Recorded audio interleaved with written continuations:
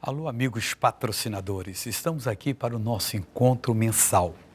E observando assim, como pastor, como é que Deus opera e quando as pessoas não colaboram com a operação de Deus e perdem a bênção, eu tenho visto algumas falhas, inclusive até mesmo na minha vida particular, que às vezes estamos enfrentando algum problema e a gente sai da presença de Deus, daquela direção divina, isso é que é a presença do Senhor, e nós tomamos decisões que não colaboram, decisões que até enfraquecem a nossa oração e parece que Deus então não responde mais a gente. Eu queria falar com vocês hoje sobre um assunto muito importante que é sobre o ânimo.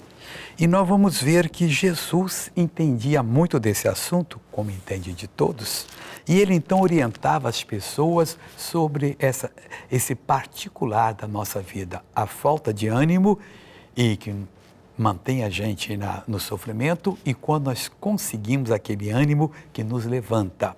Por exemplo, em Mateus capítulo 9, versículo 2, nós temos aqui a cura daquele paralítico em Cafarnaum, que Marcos explica com mais detalhes, mas Deus usou a Mateus aqui para falar uma palavra que me chamou a atenção. Ele diz o seguinte: e Jesus, vendo a fé deles, disse ao paralítico: filho, tem bom ânimo, perdoado te são os seus pecados. Dá para entender então que o assunto desse homem, o problema dele foi pecado, que na verdade é o assunto de toda a humanidade.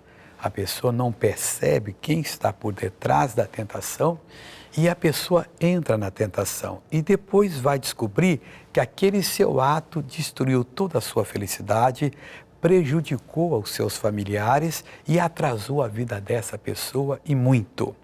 Então Jesus, olhando para ele, disse: filho, perdoados te são os teus pecados, mas antes tem bom ânimo.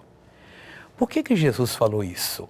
Bom, primeiro Jesus chamou ele de filho. Jesus não errou. Não era um tratamento social que às vezes uma pessoa de mais idade dirige a um mais novo e diz: filho. Eu já vi até pessoa reclamar: eu não sou seu filho, me chama pelo meu nome. Bom, mas aí Jesus chamou ele de filho. Por quê? A grande verdade é o seguinte: quando nós ouvimos a palavra de Deus e entendemos e aceitamos, nós estamos ligados em Deus. Essa é a filiação. Também, se ouvimos, entendemos e não aceitamos, nós nos desligamos de Deus. Então Jesus está dizendo: agora tudo bom pode acontecer com você. Você é filho do Pai, meu filho. Não há problema algum. Agora, um problema tem. Você tem que ter bom ânimo. Porque o pecado é como a bebida, aquela bebida que faz a pessoa ficar louca na hora e perde o juízo. Mas depois ela passa, deixa aquela ressaca. E tem gente que bebe para poder se levantar de novo e a pessoa fica enfraquecida. O pecado é isso. O pecado tira o ânimo da gente. Então, como ele agiu sobre a palavra de Deus, agora era filho, Jesus disse: tenha bom ânimo, porque os seus pecados estão perdoados. Tem pessoas que não se perdoam, a vida toda ficam agora se acusando, e muitas vezes elas foram as responsáveis conscientes do que estavam fazendo, e elas sabem que aquela coisinha que pegaram que não pertencia a elas, aquele carinho de uma pessoa que não era a sua metade e outras coisas parecidas, entrou para destruir a vida da pessoa e ela agora não tem ânimo mais. Já pediu perdão, é filho de Deus, mas fica aquela memória do erro. Ora, a Bíblia diz que se nós confessarmos os nossos pecados, o Senhor Deus é fiel e justo, duas qualidades que Ele nunca vai perder, para perdoar os pecados e purificar de toda injustiça. Ele diz que pega os nossos pecados, lança-os no mar de esquecimento e deles nunca mais Ele vai lembrar. Então, depois que você sentiu Deus, confessou, você tem que ter bom ânimo. Tem que buscar esse bom ânimo. E esse bom ânimo vai fazer você obter muitas vitórias. Vamos aqui no Evangelho de Mateus 9, para o versículo de número 22, que tem para nós uma lição importantíssima também. Aqui no 22, Mateus, cadê você, 22? capítulo 9, e o versículo 22 diz da seguinte maneira: porque dizia, o 21 diz, porque dizia consigo, se eu tão somente tocar a sua veste, ficarei sã. E Jesus, agora o 22, voltando-se e vendo-a, disse: tem bom ânimo, filha, a tua fé te salvou. E imediatamente a mulher ficou sã. Aqui nós temos a história dessa senhora que sofreu com hemorragia 12 anos. São Lucas, ao escrever o mesmo relato, disse que ela gastou tudo quanto possuía com muitos médicos e nada lhe adiantou. Ao contrário, ela ia pior. Agora ela ouviu falar de Jesus. Quando ela ouviu falar de Jesus, ela se alegrou. Mas ao mesmo tempo que ela recebeu essa palavra e se alegrou, o Espírito Santo falou: o seu caso será resolvido se você tão somente tocar na orla, nas pontas das suas vestes, e você será curada. Mas tinha um problema. Ela era judia. A lei de Moisés proibia que uma senhora, estando com hemorragia, tocasse numa pessoa sã. Essa pessoa ficaria imunda. E como é que ela ia tocar na roupa de Jesus? Ela conhecia a rigidez da lei de Moisés e o que poderia acontecer tal pessoa. O dilema dela era: toco ou não toco? Bom, eu tenho que tocar, porque eu senti. A fé, ela fala. A fé lhe diz o que fazer. E a pior estupidez é quando a pessoa sabe. Deus diz: para com o pecado. E a pessoa diz: eu não consigo. Mas espera aí, Deus lhe daria uma ordem sem dar o poder para realizar? Deus diz: repreenda a sua enfermidade. Eu não tenho poder. São atos estúpidos que nós fazemos, falamos e que nos prejudicam. E ela disse: eu vou tocar em Jesus. E foi fácil? Eu creio que não. Mais difícil do que hoje. Naquele tempo não tinha automóvel, não tinha ônibus, trem, bicicleta. O veículo de transporte mais rápido era o cavalo. Mas ela gastou tudo quanto tinha. Acho que nem para uma mula manca ela tinha dinheiro para comprar. E o que ele ia fazer agora? Mas tinha que descobrir Jesus. Mas onde estava Jesus? Se não tinha telégrafo, telefone, rádio, televisão, tinha que perguntar às pessoas: você viu onde o pregador foi? Olha, semana passada em tal cidade. E ela ia para lá, um dia, 2 anos, chegava lá: ah, já foi para tal cidade? Olha que coisa séria. Mas a mulher foi e descobriu Jesus. E ele ia no meio de uma multidão que apertava, encostava e tal. E ela sabia: eu tenho que tocar, mas eu vou evitar porque eu não quero contaminar ninguém. A lei nossa proíbe. E ela foi, Deus foi abrindo a porta. Todo mundo que é revelado por Deus, pode ter certeza, Deus abre a porta. De repente, ela estava ao lado do mestre, abriu uma falha e a roupa dele tremulou. Ela tocou e saiu. Quando ela saiu, ela sentiu que a sua hemorragia parou. E ficou bem lá no meio do pessoal. E Jesus parou e começou a perguntar assim: quem foi que me tocou? Ô mestre, a multidão te aperta e tu dizes quem te tocou. Os discípulos disseram para Jesus. Ficaram tão incomodados. Alguém me tocou. Mas mestre, o senhor te machucou? Não, foi outro toque. Eu senti que de mim saiu virtude. E eu quero essa pessoa.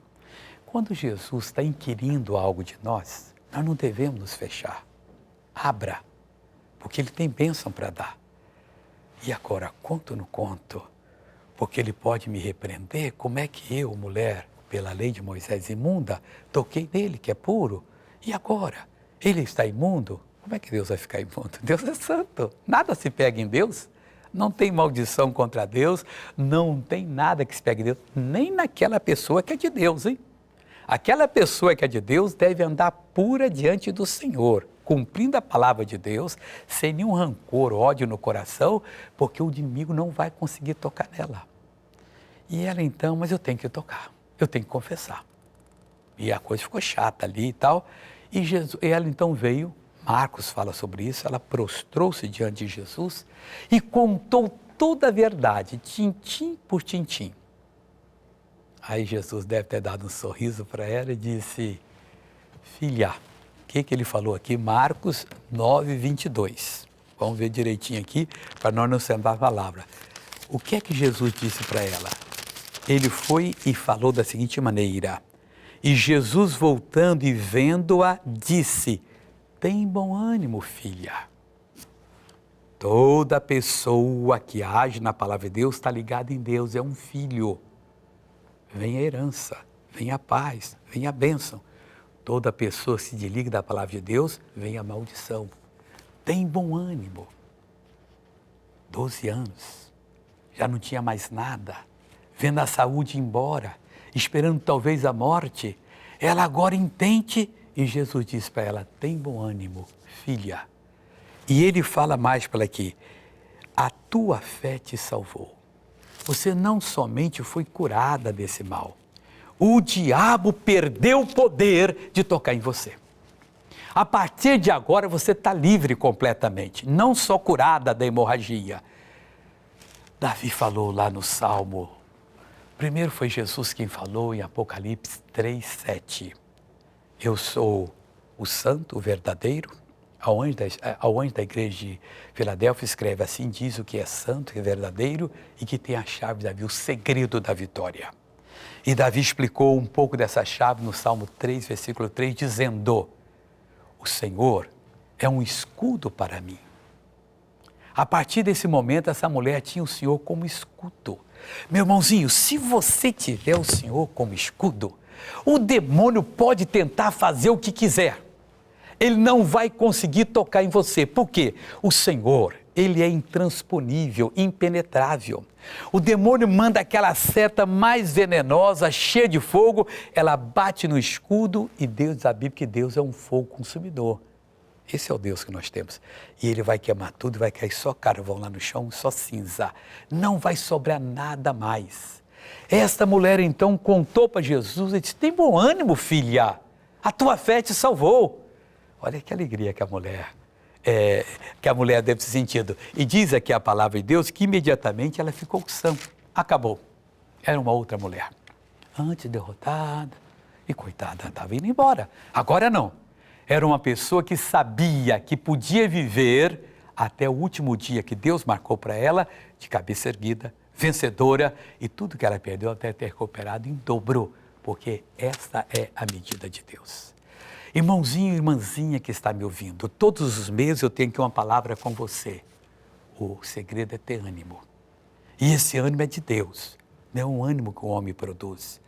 É uma faísca do amor de Deus que bate e você já é uma outra pessoa.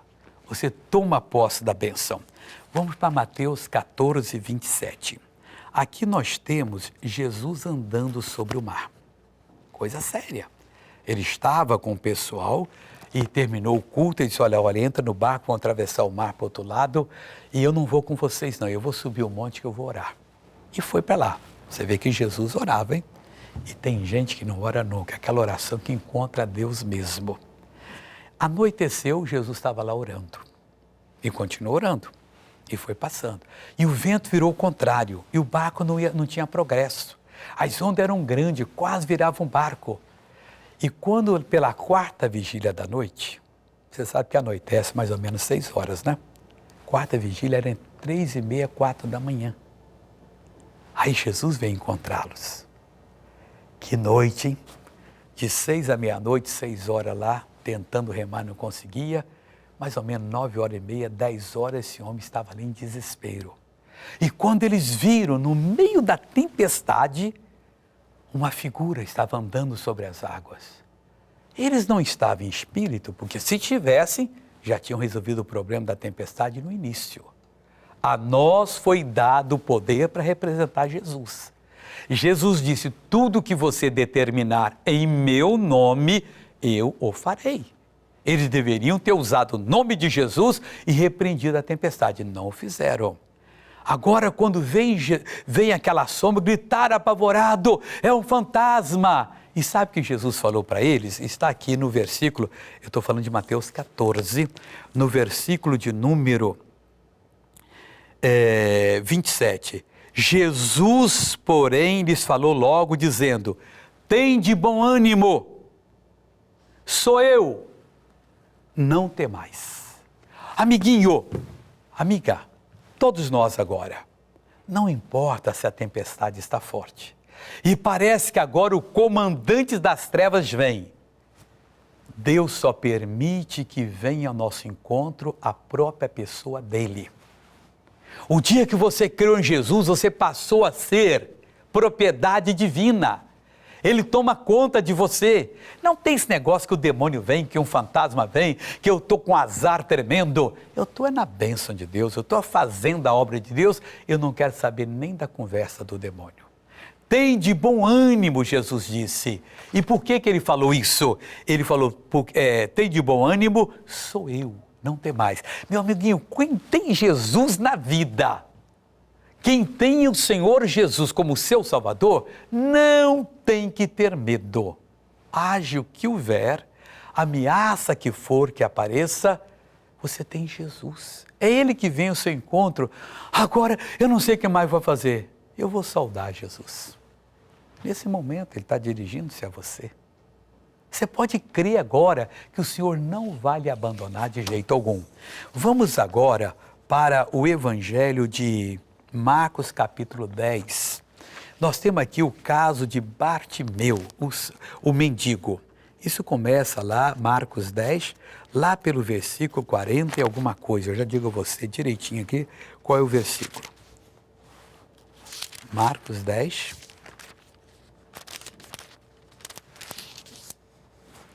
46. E depois foram para Jericó, e saindo ele de Jericó com os seus discípulos e uma grande multidão, Bartimeu, o cego, filho de Timeu, estava assentado junto ao caminho, mendigando. E, ouvindo que era Jesus de Nazaré, começou a clamar e a dizer: Jesus, filho de Davi, tem misericórdia de mim. E muitos o repreendiam, para que se calasse. Mas ele clamava cada vez mais: Filho de Davi, tem misericórdia de mim. E Jesus, parando, disse que o chamassem. E chamaram o cego, dizendo: tem bom ânimo, levanta-te, que ele te chama. O que nós temos aqui? Lição importante. Até a multidão que era contra Bartimeu, que queria as coisas do jeito que o homem quer. Ah, quem é você, rapaz? Você é um mendigo? Fica clamando para essa. Cale, você está perturbando. Até a multidão mudou de opinião. Jesus disparou e disse: chame o homem aqui.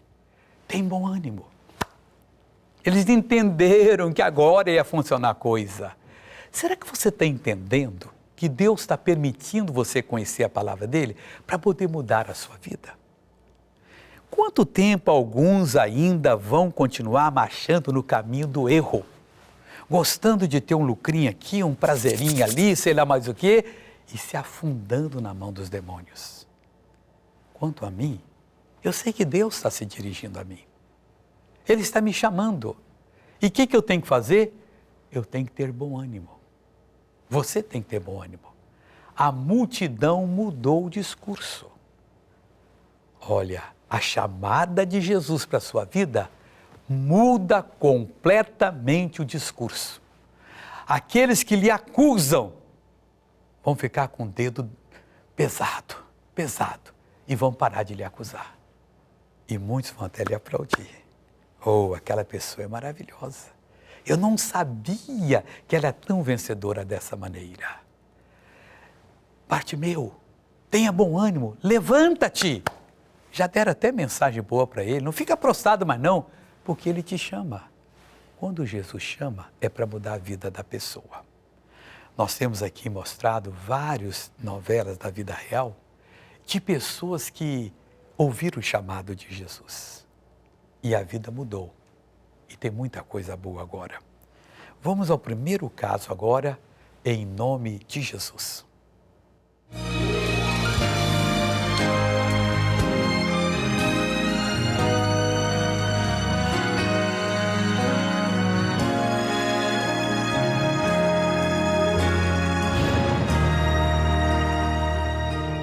Pedir para Deus me abençoar com um emprego bom e com um salário bom.